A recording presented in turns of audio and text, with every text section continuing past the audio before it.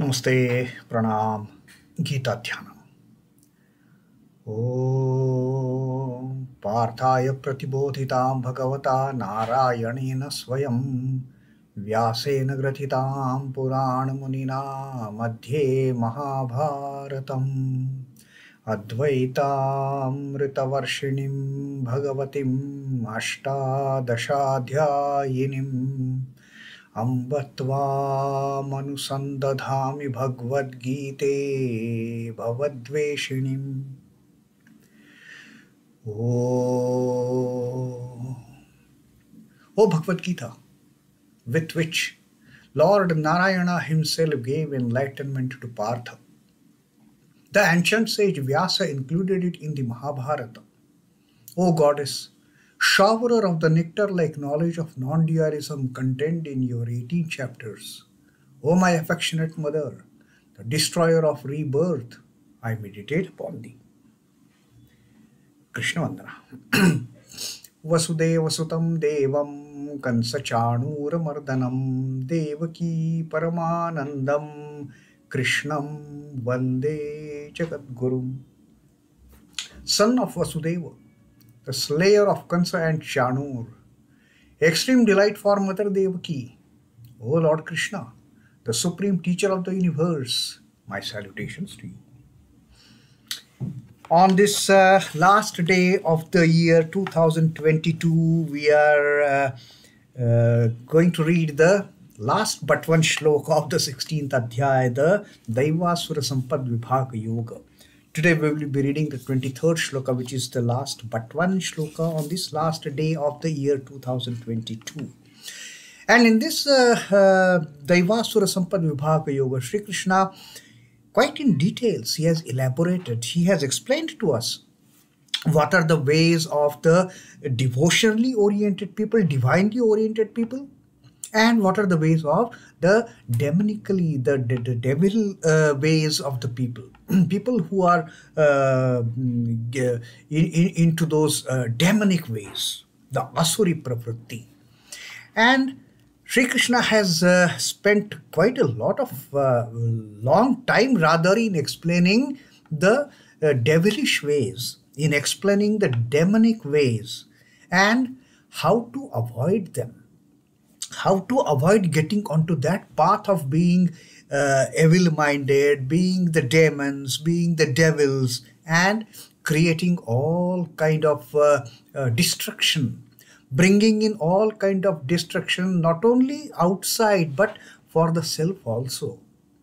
And Sri Krishna says such people with the demonic tendency, with the demonic traits, with the demonic ways, I hurl them birth after birth, I hurl them, I throw them in that segment only. They cannot come out of it then.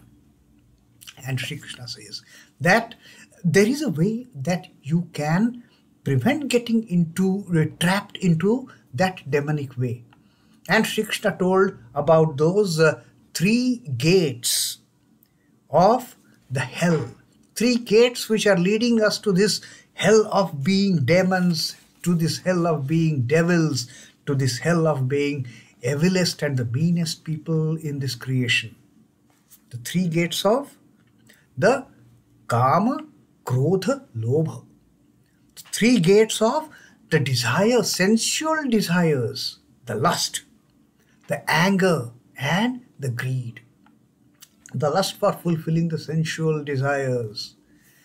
Having not fulfilled those desires, the anger setting in and then creating destruction, even to an extent of slaying the people who are opposing that devilish tendencied person from enjoying the sensual pleasures. And boastfully he will claim, I have killed so many, I will kill still in the future. So that is the kind of downfall these people, they undergo. And of course, the third gate of the hell that Sri Krishna told us about, the greed. Greed of accumulating, amassing wealth, amassing riches, amassing properties by any ill means, by unjust means, by unlawful activities, somehow hoarding the money, somehow amassing that wealth. so that one has gets that feeling of, I am the richest, I am the most powerful person on this earth. And with that kind of pride and the negative arrogance, the arrogance of being the most powerful person in this creation who can do anything, that kind of sets the ball rolling towards sending that person, hurling that person birth after birth, again and again and again, into that devilish worms. So Sri Krishna says that you beware of these three gates. You don't even look at these three gates and you will be comfortable. And then Sri Krishna told us that etair vimukta kaunteya tamodvareis tribhirnaraha. Thus, having known the dangers, that the calamities that three gates they are getting us into, having known that, etair vimuktaha, having liberated from these three gates, having come to know the outcome of entering these three gates, one who shuns these three gates, one who avoids getting getting through those three gates, getting through the gates of the sensual desire and anger and greed, having freed from that problem at all, free from that fear at all of getting into the demonic hell. Etair vimukta kaunteyo, Arjuna, thus having liberated from tamodvarehi tribhir naraha, the three gates, having liberated, having run away for that matter, having got away from entering those three gates of the tamas, the three gates of the darkness, of the delusion, of the ignorance. What happens? Acharatyatmanaha shreyah tataha yati parāṃ gatim. Acharataha, that person, he starts practicing, he starts following the ways of good. Acharatyatmanaha shreyah. Shreya is good, not the pleasant, not going after pleasures, not the prayers. That man turns himself, that person turns itself into becoming a shreyas rather than the prayers, becoming hankering after the divine rather than hankering after the sensual pleasures, yearning for the divine rather than yearning and crying for those sensual pleasures. Acharatyatmanaha shreyah tataha yati parāṃ gatim. And thus, having performed the path of doing all good, having performed the path of doing all those things leading towards devotion, performing those things leading towards the liberation, what happens? Yati parāṃ gatim, tataha yati parāṃ gatim. That person reaches the ultimate supreme goal. And what is the ultimate supreme goal that Sri Krishna has been telling us all along in the Gita? The ultimate supreme goal is nothing but that nirvana, the Jivatman merging back in the Paramatman, from whom, just for the sake of experiencing this creation, the Jivatman has just come down from the Paramatman, taken up the body, and experiencing this wonderful creation of the Lord. The ultimate aim is, having experienced what this is, having experienced the pleasure and the pain, having experienced the joys and sorrows, having experienced the happiness and unhappiness, the ultimate goal is go back to the origin, go back to that Paramadhama, the ultimate abode. And Sri Krishna says, such people who remain away from those three gates of hell, they start practicing the good deeds, they start practicing the satchara, and in return they end up in the in reaching the ultimate goal of getting liberation. Now, sometimes we may get confused as what to do, what not to do, in spite of Sri Krishna telling us in great details. So Sri Krishna says, whenever you have a confusion, whenever you have a doubt, you refer the scriptures.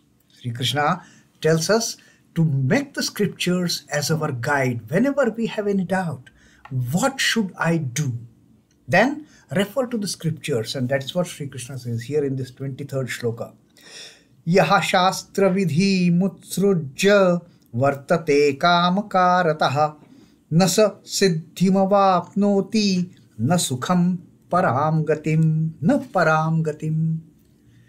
Sri Krishna says that when casting aside the ordinances of scriptures, scriptures are there to guide us every moment, every situation. Our scriptures, in fact, the Hindu scriptures are so great. They have got the entire kind of code of conduct, for that matter. What to do, what not to do. What to do against this situation, what not to do against such situation. The scriptures are the code of conduct for all such confusions and doubts that we can get. And Sri Krishna says, that person who has thrown away, who has cast away, yaha śāstravidhimutsṛjya. Utsṛjya is cast away, just throw away. He who has thrown away, he who has cast away the scriptural injunctions. Scriptures tell us, do this, don't do this. And those who don't pay any heed to these scriptural injunctions, vartate kāmakārataḥ, and throwing away, casting away the scriptural injunctions, those who perform actions under the impulse of desires, under the impulse of enjoying those sensual desires. When they perform those actions, casting away the scriptural injunctions, what happens to that person? Na siddhimavāpnoti. Na saha siddhimavāpnoti. Avāpnoti is attains. He does not attain. He does not attain what? Siddhim. He does not attain perfection. Throwing away the code of conduct mentioned in the scriptures, when one starts following the way of asura, when one starts following which is not to be done at all, just starts doing it just to fulfill those sensual desires, what happens? Na saha siddhimavāpnoti. He doesn't attain to that perfection. He doesn't attain to becoming one with the Paramatma. Na siddhimavāpnoti na sukhaṃ na parāṃ gatim. That person, he will never get happiness, he will never get bliss, he will never get joy, he will never get peace of mind also. No sukhaṃ and no parāṃ gatim. That person will always be away from that ultimate goal. He can never reach the ultimate goal, Sri Krishna says. So, abiding the scriptural injunctions is the core that Sri Krishna is telling us in this shloka, in this 23rd shloka. This is the gist of all, that don't run away from the scriptural injunctions.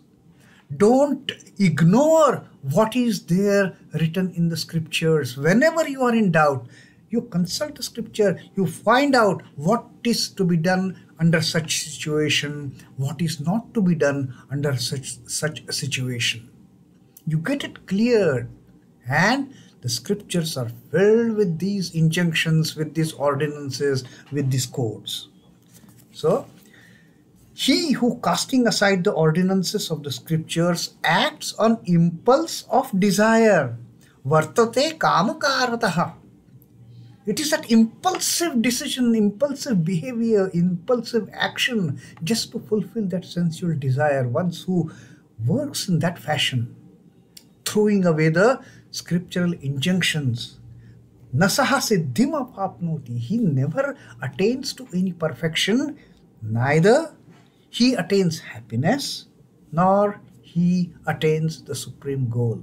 Such an unfortunate situation these people, they are lending themselves into, just for that moment of impulse.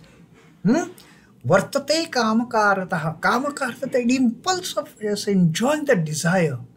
They will do anything in that spur of moment. They will do anything in that impulse, under that impulse. And they are thrown away. They are thrown away from the path of perfection. They are thrown away from attaining that ultimate goal. So this is what Sri Krishna is again cautioning us, that how we can prevent that downfall in case we are getting trapped by those the demonic tendencies. Refer to the scriptural injunction and then do whatever is to be done. And that is what Sri Krishna finally is going to tell us in the 24th Shloka, the last Shloka of the 16th Adhyaya of Daivasura Sampat Vibhaga Yoga, that we are going to read in the new year now. Om Namo Bhagavate Vasudevaya. Sri Krishna Arpanamastu. Jai Sri Ramakrishna. Jai Thakur. Jai Ma. Jai Swami.